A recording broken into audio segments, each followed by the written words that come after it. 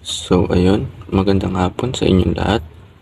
Ako nga po pala si Andy Fernando at ngayong hapon is December 10, 2023. Ngayong hapon is pagpapatuloy lang natin yung nasimulan nating series sa ating devotion, which is yung Growing Deep, Being Rooted in God's Word. So ayun, yung kagaya ng sinabi na growing deep or yung palalim na paglago is hindi lang naman sinabi natin na paglago is yung paabante. Like yung sanga, 'di ba? Yung puno. Habang tumatagal, maliit siya pero tumatangkad siya, tumatangkad. Yung mga sanga is humahaba, sansat sumusuksok. Hindi lang naman yun. Meron tong ugat or yun yung nagsisilbing ugat ng relasyon natin kay God or lumalalim yung ugat ng pagkilala natin sa Kanya. Ayun yung ugat na pundasyon natin balang araw or pundasyon natin sa relasyon sa Kanya. So, ayun, dumako naman tayo sa ating Bible verse.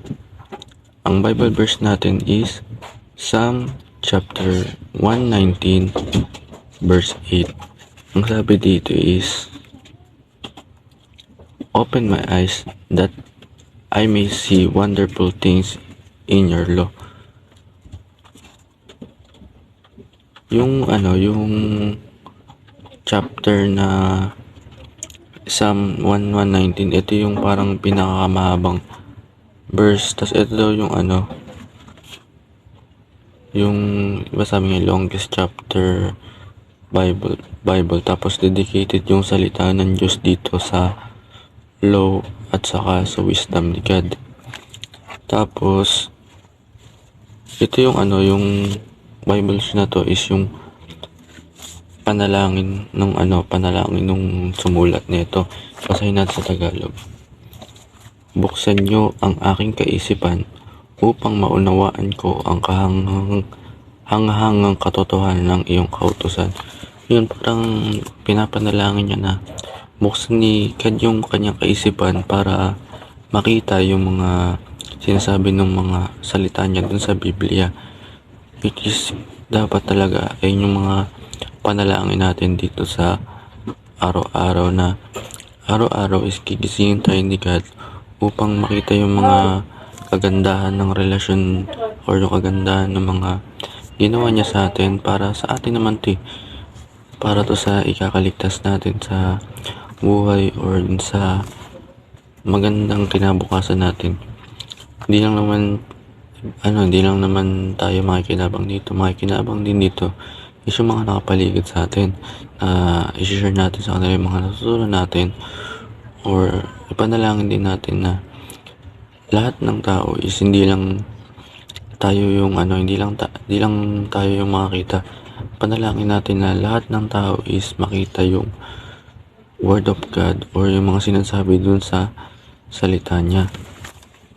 Tapos tumako naman tayo sa ating kaaralan or sa ating teaching.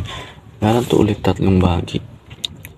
Reading the Bible is finding God's will. Ayun, sinasabi dito na yung pagbabasa doon ng Biblia is yung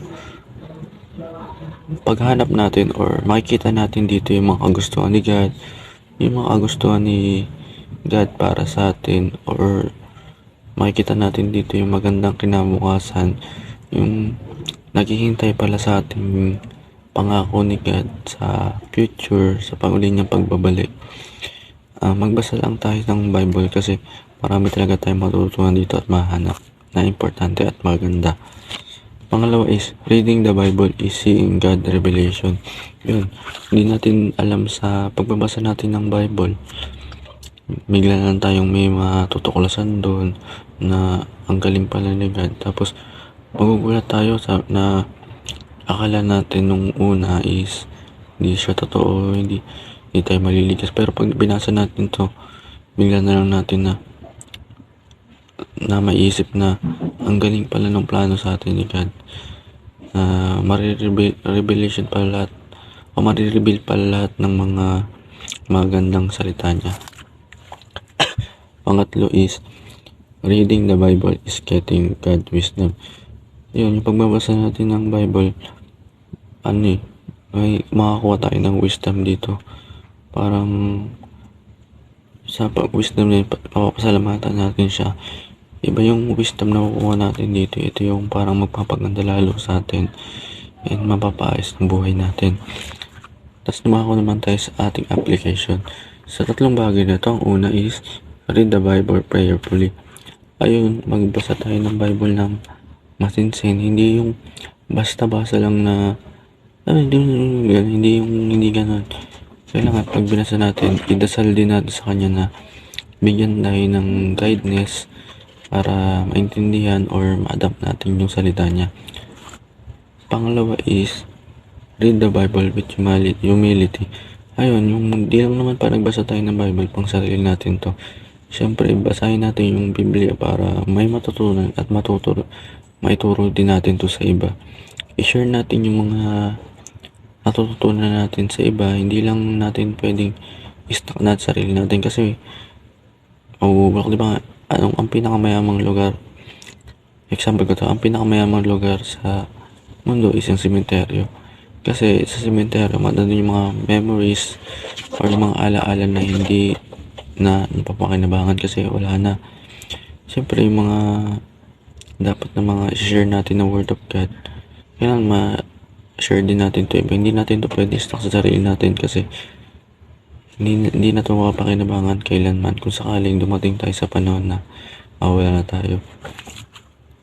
Tapos, pangatlo is read the Bible expectantly. Yun, mag-expect tayo ng magandang word or yung magandang matudulot sa atin pa nagbasa tayo ng Bible. Huwag natin expect na hindi ito makakatulong sa atin. Expect natin na para sa atin to at para sa kinabukasan natin to. Expect natin yung magandang balita ng Panginoon. Tapos discussion natin, why should we read the Bible prayerfully? Siyempre, pag hindi naman natin to binasa ng maayos, wala tayong hindi natin na mapakinabangan, matutuwa lang sa atin yung mga kaaway or yung mga nagmahad lang sa ating mga demonyo. Yung ipagdasal lang natin habang nabigyan tayo ng guidance sa araw-araw. Kasi yun, dumako tayo sa ating prayer. Ito yung prayer natin galing kay Pastor Russell. Mabasahin ko, ninotes ko siya. Father, open my eyes that I may see wonderful things in your law. Lord, reveal yourself to me. I want to know you more and more. Please reveal your plan and direction for my life. Make me humble that I may follow you. From now on, Lord, I will read your word prayerfully. I expect that you will reveal wonderful things through your word. In Jesus' name, Amen.